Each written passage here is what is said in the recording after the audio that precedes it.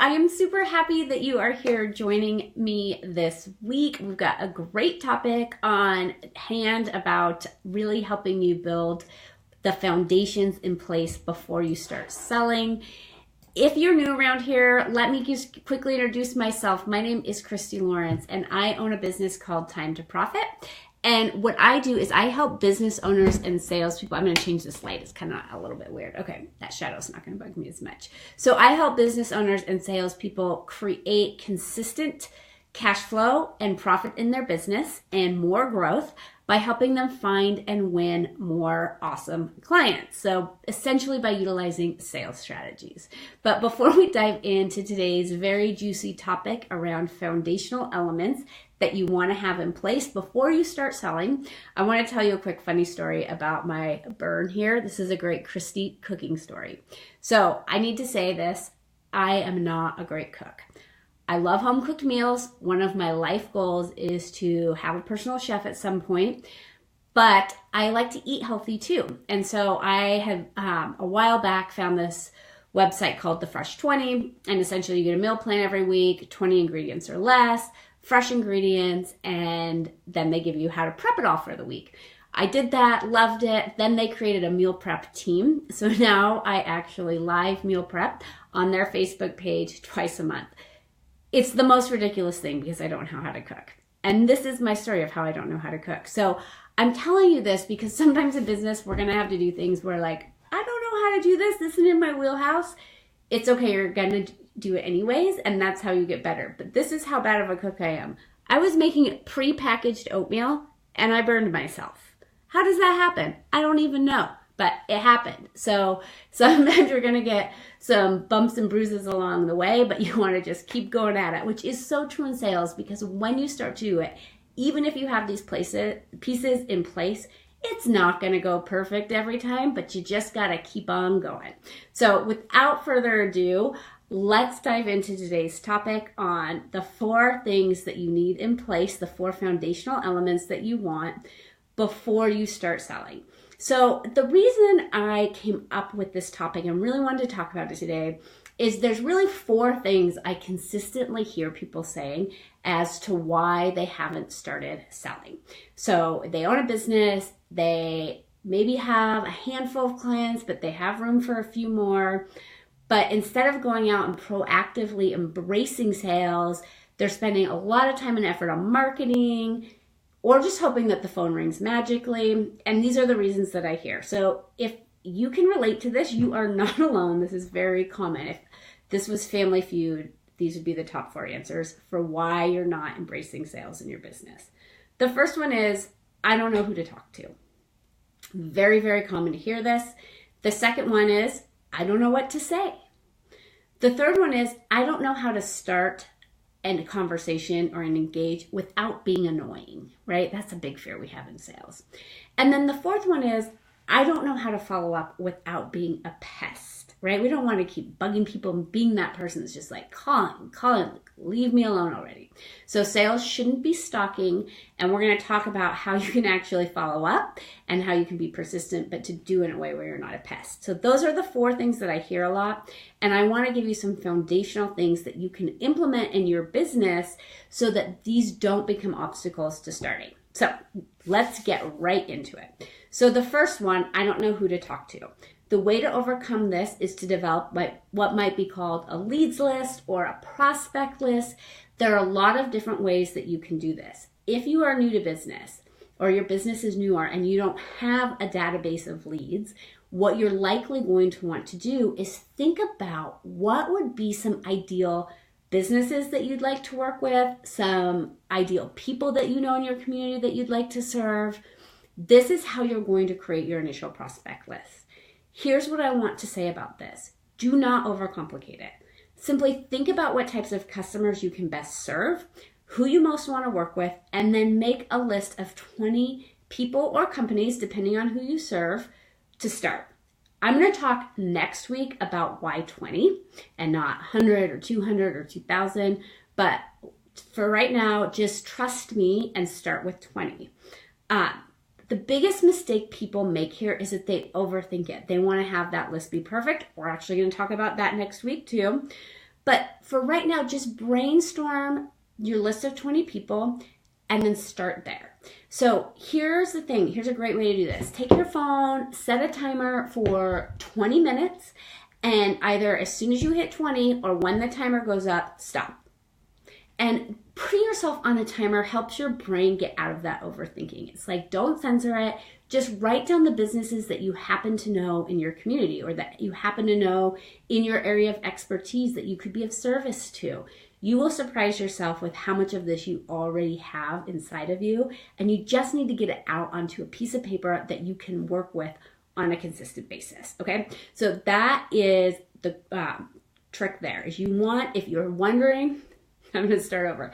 If you're struggling with feeling like you don't know who to talk to, build a prospect list of 20 people that you would like to work with. And then you will always have a starting point of people that you can talk to. Now, if you want to go deeper into this, there is a blog that I did called How to Find and Win Your Dream Clients. There's a series on there, and it'll take you a little bit deeper into that too. But just start with 20. Okay, number 2, I don't know what to say.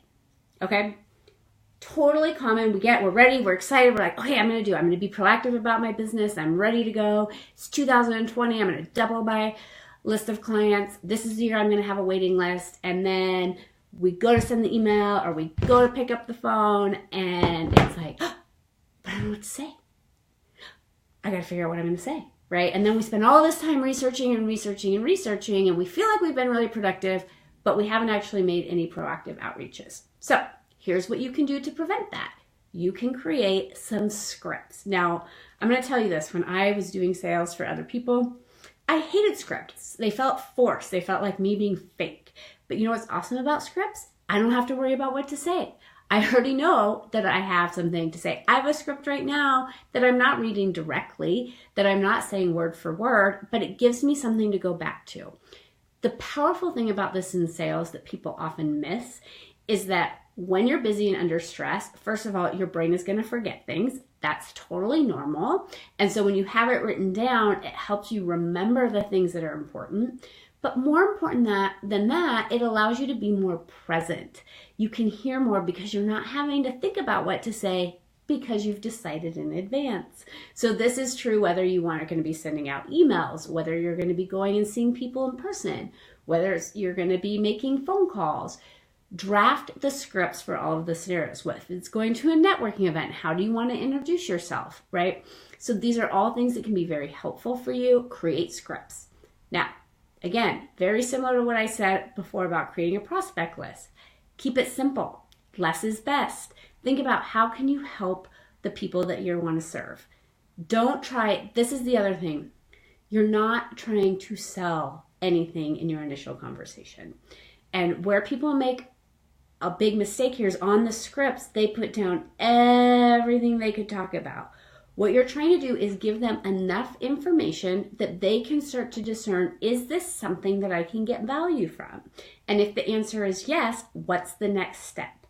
All you're trying to do in your initial conversation is to create curiosity and engagement. And you want to get a commitment to a next step. And so that might be a meeting, that might be a briefing, that might be setting up, going out to coffee, right?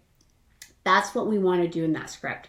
So really on those is thinking about not making it too long. You're not asking them to make a purchase decision. Keep it simple, make it easy for them to say yes or no to the next step, and make that ask very clear. Is this something you're interested in? Would you like to set up a meeting? Can I stop by and discuss this in more detail? Right? These are all questions that you can ask that they can simply reply yes or no to, or say yes or no to if you happen to be in person or on the phone. Okay, that's it. One ask and it's for a meeting. Keep it simple. If you want more tools around creating scripts, we have got a great resource over here. It's a free scripts document that's going to give you some great templates and help you to customize them for your business. And you can download that. I will put the link below. It's forget what it's called. So we'll put the link down below here, but make sure you download that free script resource. It's phenomenal. Okay, so we've talked about when you don't know what to say or you don't know who to talk to, you're going to create a prospect list. And then if you don't know what to say, you're going to create some scripts, right? So those are the first two foundational pieces. The third and the fourth really go together, and it's around creating systems. I don't know how to engage without being annoying, and I don't know how to follow up without being a pest. Again, you want to decide in advance what the rules of engagements are, how you want to interact, right? So you want to kind of decide, what's my strategy here? Your strategy is going to depend on your customers and what works for them and how they're most receptive. So it might be like, my strategy is I'm going to go introduce myself in person. I'm going to send a follow-up email asking for a meeting. Then I'm going to call and check in and see if I can get an email or get a meeting. And then I'm going to send a follow-up email, right? Let's decide in advance. Now, I've heard everything from prospects need to have 7 touches to 20 touches before they engage. Typically, we tend to give up long before the prospects are annoyed with us. We try once, maybe twice. If we're really feeling persistent a third time, and then we feel like, oh my gosh, they're not interested anymore. And that simply isn't the case. A lot of times people are very, very busy.